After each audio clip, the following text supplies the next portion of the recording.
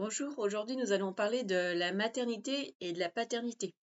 Donc ça va se diviser en deux parties. Donc la première partie, pourquoi les gens qui ont des enfants en ont d'un point de vue psychogénéalogique. Et ensuite pourquoi les jeunes générations tendent à avoir moins d'enfants. Donc nous allons analyser les raisons pour lesquelles beaucoup de personnes ont des enfants, au-delà des notions d'amour, de choix personnels, de projets de couple ou de pression sociale. Alors, dans un premier temps, ça peut être réparer une histoire familiale. Certaines personnes veulent faire mieux que leurs parents ou réparer des blessures passées, comme de l'abandon, un manque d'amour ou un deuil non résolu. L'enfant peut servir à donner ce qu'on n'a pas reçu ou créer une enfance différente de la sienne, en espérant que l'enfant ait une autre issue que la nôtre. Ensuite, ça peut être répéter un schéma familial. On peut inconsciemment reproduire le fait de devenir parent au même âge que l'un de ses parents ou d'avoir le même type de relation parent-enfant. Certaines personnes ressentent une pression au niveau de l'âge à laquelle leurs parents les ont eus si à ce même âge ils n'ont pas eux-mêmes d'enfants. Il y a souvent tendance à répéter des dynamiques relationnelles, des rôles familiaux, des événements de vie. On rejoue ce qui n'a pas été intégré. Ensuite, être loyal à sa famille. Une fidélité invisible au système familial peut amener certaines personnes à devenir parents par loyauté à leurs ascendants, mais aussi parce qu'il y a une attente implicite des parents ou des grands-parents. Donc il y a souvent dans les familles les parents ou les grands-parents ou les beaux-parents qui sont toujours à demander quand est-ce que les gens vont avoir des enfants. Donc ça met une pression aux gens et beaucoup de personnes ont des enfants par obligation familiale et non par désir personnel. Certains veulent aussi perpétuer le nom, la lignée ou les valeurs de leur famille. Ça peut être également remplacer ou symboliser quelqu'un. Parfois, un enfant sert à remplacer un autre enfant qui est décédé ou un autre membre de la famille qui est aussi décédé, ou bien pour porter la mémoire d'un ancêtre. Donc un enfant de remplacement. Pour porter la mémoire d'un ancêtre, on a souvent le cas d'une répétition au niveau du prénom. Ça peut être également pour donner du sens à sa vie. Dans certaines histoires familiales marquées par des ruptures, des pertes de repères, des traumatismes, avoir un enfant peut structurer l'existence, redonner une direction ou une raison d'être. Alors, maintenant, avec les jeunes générations. Donc, parmi les jeunes générations, beaucoup refusent d'avoir des enfants pour des raisons personnelles ou économiques. Voyons quelles peuvent être les raisons d'un point de vue psychogénéalogique. Alors, ça peut être, dans un premier temps, une rupture avec les loyautés familiales. Avant, avoir des enfants faisait partie d'une obligation implicite.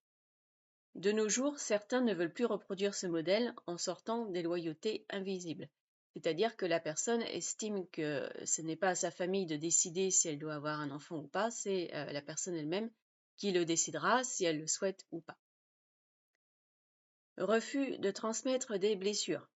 Certaines personnes ont grandi avec des conflits, des carences affectives, des traumatismes.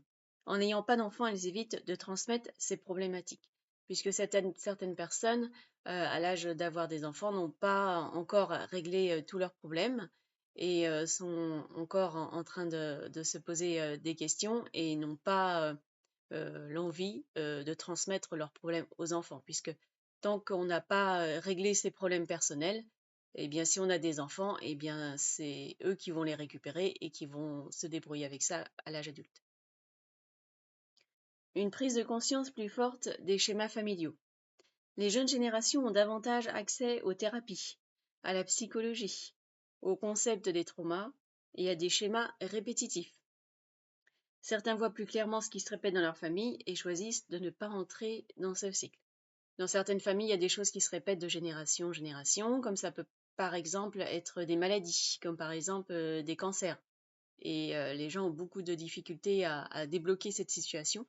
Donc ça peut être le cas de certaines personnes de dire bah voilà, moi je ne veux pas transmettre des pathologies à mes enfants, je ne veux pas prendre de risques, et donc je préfère ne pas avoir d'enfants plutôt que de rendre des enfants malheureux. Le poids de certaines histoires familiales. Dans des lignées marquées par des guerres, des exils, des violences, des ruptures profondes, il peut y avoir une fatigue transgénérationnelle. Certaines familles ont beaucoup de difficultés d'une génération à l'autre, et au bout d'un moment, les gens n'ont plus envie de continuer ça, il ne semble pas y avoir de solution au premier abord pour régler ces problématiques, et ils savent très bien que s'ils ont des enfants, les enfants en souffriront. Il y a aussi la redéfinition du sens de la vie. Avant, avoir un enfant était une manière de donner du sens à sa vie ou de s'inscrire dans une continuité familiale ou dans la société. Aujourd'hui, les rôles ont changé vers la carrière, les projets personnels, la créativité, d'autres engagements. L'enfant n'est plus nécessaire pour exister symboliquement dans la lignée. Les gens existent d'une autre manière, ils se caractérisent d'une autre manière. On n'a pas besoin d'avoir un enfant pour exister, pour avoir sa place dans la société. On peut l'apprendre d'une autre manière. Et ça peut être aussi la prise de contrôle de sa vie.